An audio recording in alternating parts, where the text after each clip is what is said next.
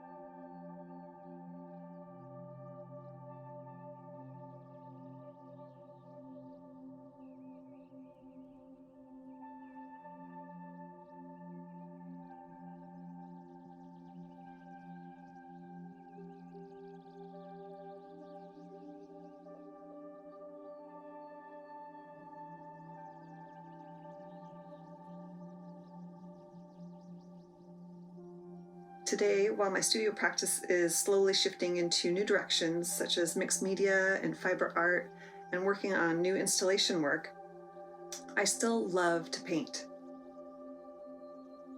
Painting is truly my first love in art, and when I'm in front of a canvas, I am transported to another world. I love thinking about the possibility, getting my brush out there, and just moving the colors and shapes and lines across the canvas. Everything from the beginning of the art process, where the paints are thinner and watery and they drip down the canvas, to later in the painting process, when my paints are thicker and they're like butter and they squish across the canvas in bright colors. And this year I'm especially excited to focus my painting efforts on 20 larger paintings, and they'll be the only paintings I do for the year. If you ever want a painting from me, this is the year to get one. My first love in my professional art career was painting poppy pods, and they will certainly be making a return first 2 canvases of the year. You can also look for florals and abstracts, trees, patterned pieces celebrating landscapes and wildlife. I'm really looking to bring back a lot of the beauty and joyful imagery to be celebrated.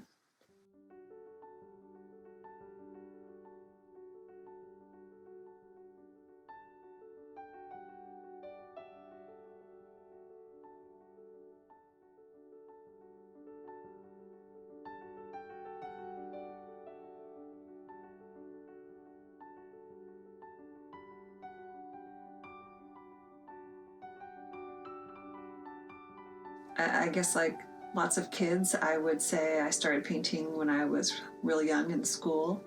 My mom was actually really good about making sure there was plenty of craft activities at home, and one of my favorite ones was melting crayons in a hot pan in order to make little abstract paintings, which was, I feel like, was really ahead of her time for parenting projects.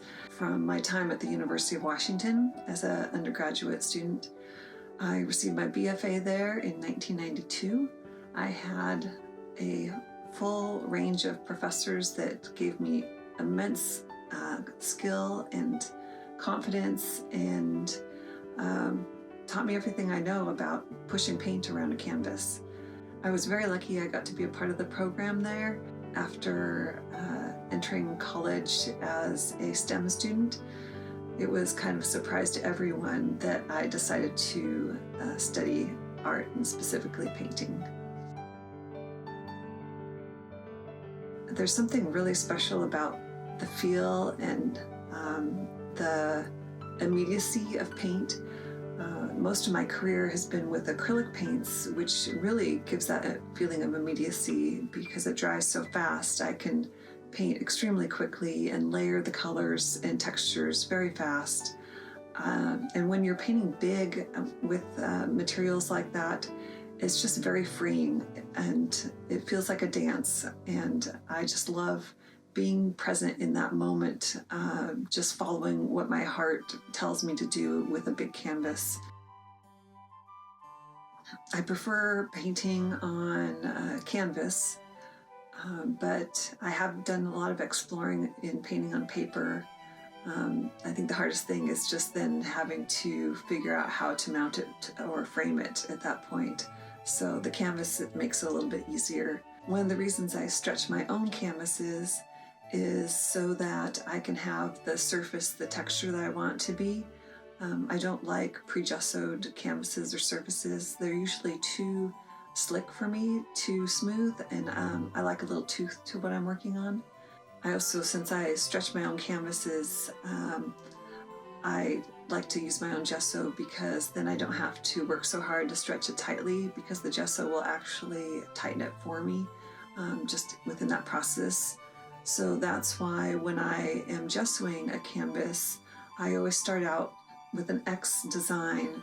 So going from corner to corner and secondary corner to corner, as it tightens and dries, it will dry evenly and not warp when it's being stretched. However, after 20 years of stretching canvases, I am actually thinking of having them done by a third party. My favorite paints, I would say it has been acrylics.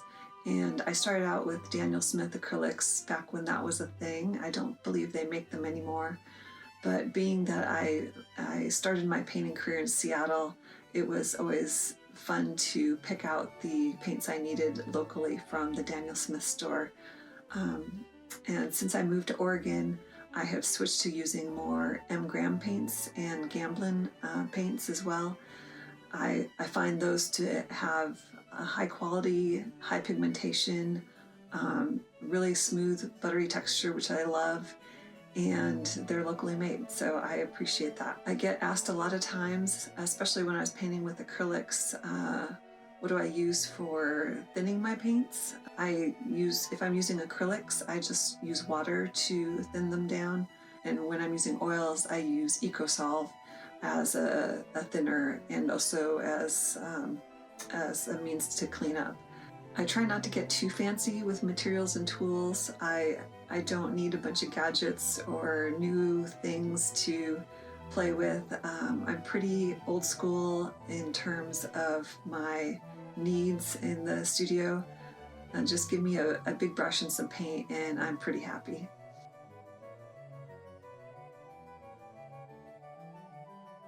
I like the warmer hues of different colors. For instance, with red, I prefer like a vermilion.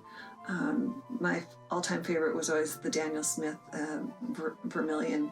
It had a very rich hint of orange or coral in it, and I love that. I like lime greens and I like turquoise. Lately though, I find myself being drawn to very neutral colors, lighter palettes. And I think that's part of my mixed media experience, and the materials I'm using for mixed media is really shifting my direction in terms of how I use and think about color, and my ability to make my color palettes more monotone. So we'll see what that does to my paintings, but I still expect my 20 paintings this year to be pretty vibrant.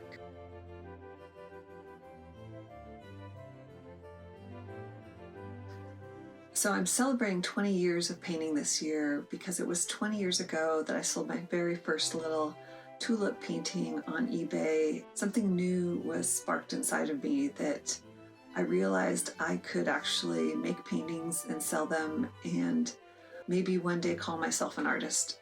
And coming out of art school, that's not an easy thing to do. No one tells you at what point you can actually start using the artist moniker for yourself. And so that was a real turning point for me, just making that first non-family member sale.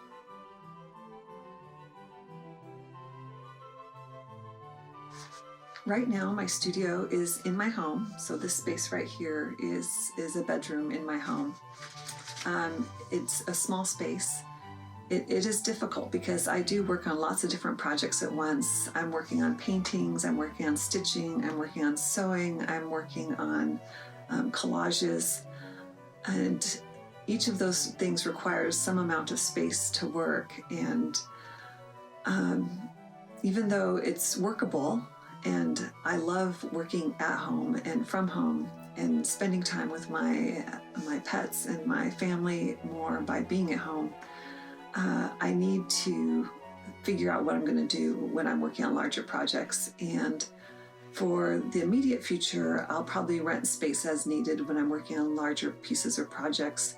But I do plan to build out a dream studio in the next 3 to 5 years. That's going to be a big project. I'm going to hopefully build it out in my backyard as a separate building, and I want it to be large enough to work on larger paintings and triptychs, as well as enable me to hang installation pieces as I'm working on them. It's going to be interesting. I want a custom built space that I can have large work tables on. I can set up several easels. I need a ventilation system or mixing powders for mixing pigments.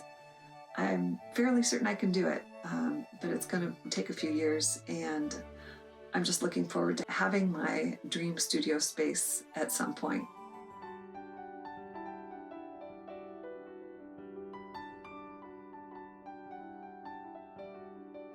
So to celebrate the 20 years I've been painting, I've decided to have some different events and some specials interspersed throughout the year. One of my favorites is going to be a patron gallery, which I plan to release in the fall of 2024, and I'll need a lot of help to make that happen. It's going to be an opportunity for anyone who owns original Jennifer Lommers art to share it and possibly sell it. You can find out all the details about my plans for celebrating this year on my website, jenniferlommers.com/20 years. So thank you for being with me here today. I appreciate you taking the time to watch my video, to look at my art, and to go to my website. It's been quite a journey. I am very lucky to be where I am today, and I'm very grateful to everyone, and that means you, who have put me here in this position to be here with you today. So 20 years is quite a surprise to me, and I look forward to the next 20.